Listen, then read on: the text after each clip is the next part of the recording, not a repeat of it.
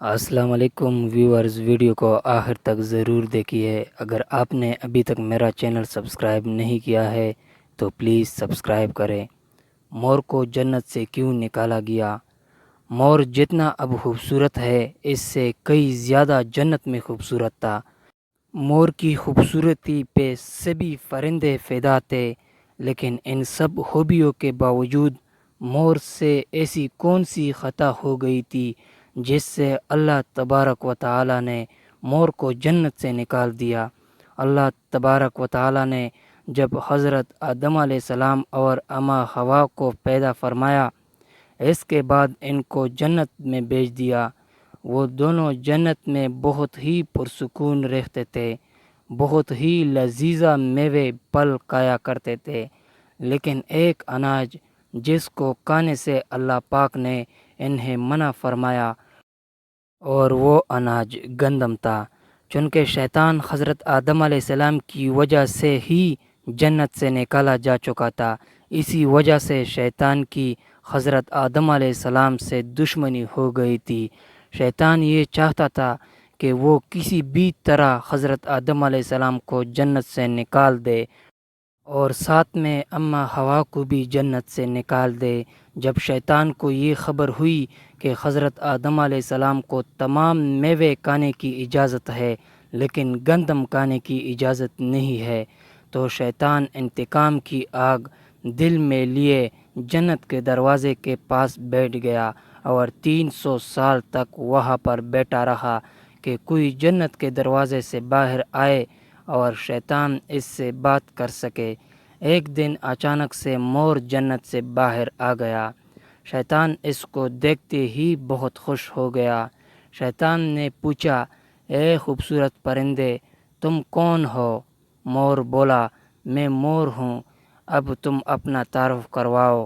شیطان نے جواب دیا کہ میں عالم کروبیہ کا ایک فرشتہ ہوں، میں اللہ پاک کی عبادت سے ایک پل بھی غالب نہیں ہوں، میں چاہتا ہوں کہ میں جنت میں جاؤں، وہاں کی نعمتوں کا اپنی آنکھوں سے مشاہدہ کروں۔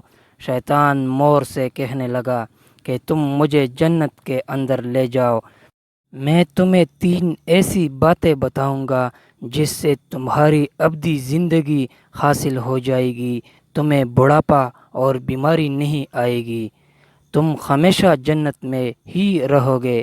شیطان کی یہ باتیں سن کر لالچ میں آ کر مور نے کہا کہ مجھ میں تو اتنی طاقت نہیں ہے کہ میں تمہیں جنت کے اندر لے جاؤں، لیکن ایک سانپ میرا دوست ہے، وہ شاید تمہاری مدد سکے۔ یہ کہہ کر مور سانپ کے پاس آیا، اس کو ساری بات بتائی۔ سانپ بھی شیطان کی باتوں سے بہت خوش ہو گیا، پھر شیطان کو اپنے منہ میں چھپا کے جنت میں داخل ہو گیا اور یوں شیطان اپنی جال میں کامیاب ہو گیا۔ جنت کے تمام نگہبانوں کو یہ معلوم تھا کہ شیطان یہ چال چل رہا ہے اور جنت میں داخل ہو چکا ہے۔ فرشتے شیطان کو جنت سے نکالنے لگے، تب ہی اللہ پاک کا حکم ہوا کہ اس کو ابھی تک جنت میں ہی رہنے دیا جائے۔ وہ فرشتے اللہ تبارک و تعالی کے حکم سے رک گئے۔ شاید یہ حضرت آدم علیہ السلام کا امتحان تھا۔ شیطان حضرت آدم علیہ السلام کے پاس اور اماں حوا کے پاس جا کر اپنی محبت کا اظہار کرنے لگا۔ وہ دونوں ہی شیطان کو پہچان نہ سکے کیونکہ ماضی کے مقابلے میں شیطان کی شکل تبدیل ہو چکی تھی۔ شیطان کہنے لگا کہ میں چاہتا ہوں کہ آپ دونوں ہمیشہ جنت میں اسی طرح زندگی گزارے، ہمیشہ خوش رہے۔ حضرت آدم علیہ السلام اس کی بات بہت غور سے سننے لگے۔ شیطان نے کہا، اگر آپ میری بات مان جائے تو آپ کو جنت کی اور بھی تمام سہولتیں ملے گی۔ حضرت آدم علیہ السلام شیطان کے بہکاوے میں آ کر کہنے لگے کہ یہ کس طرح ممکن ہے؟ شیطان کہنے لگا، ایک گندم کا دانہ اگر آپ دونوں چکھ لے تو آپ کو ابدی حیات حاصل ہو جائے گی اور آپ جنت میں ہی رہیں گے۔ یہ بات سن کر حضرت آدم علیہ السلام کے دل میں رجحان پیدا ہوا، لیکن ان کے دل میں اللہ کی نافرمانی کا خوف غالب آ گیا، جبکہ اما حوا شیطان کی باتوں میں آ گئی، جس پر اما حوا نے حضرت آدم علیہ السلام کو راضی کر لیا۔ پھر اس کے بعد ان دونوں نے اس گندم کے دانے کو چکھ لیا۔ جیسے ہی گندم کا دانہ اس کے اندر گیا تو دونوں کے سطر واضح ہو گئے، جس کے بعد دونوں اپنے اپنے سطر چھپانے لگے اور خوف خدا سے کانپنے لگے۔ اسی دوران اللہ تبارک و تعالی نے فرشتوں کو یہ حکم دیا کہ حضرت آدم علیہ السلام اور اما حوا دونوں کو زمین پر اتار دو۔